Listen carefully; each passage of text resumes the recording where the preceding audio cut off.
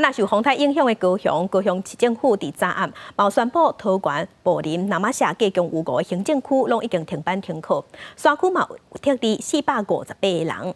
另外，台南一起检查高淹水的所在，抽水设备敢有正常？也若伫国道3号、屏东南边部分的路段有开放，予民众会当停车，要避免淹水车桥水淹去。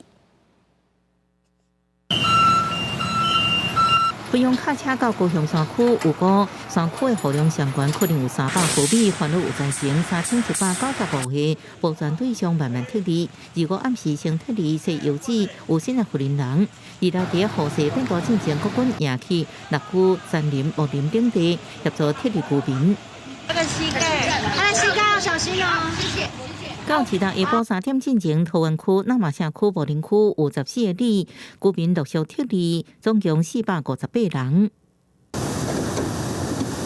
中昼过后，风险慢慢变大，南城湾海涌拢爆炸架的货柜发出真大声音。清洗轮延期了后，漂流货柜继续高速，因为货柜入水入山，要靠畅水员定位，风台接近，作业只好暂停。浪很大。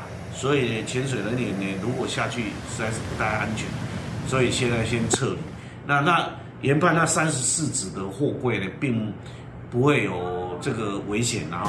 高雄港部分公司表示，初步南城湾的货柜未过外漂，为安全先暂停作业。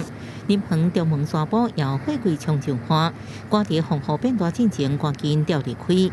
另外，台南市也阁检视真正安南北区正开淹水的所在，抽水机组运转进行。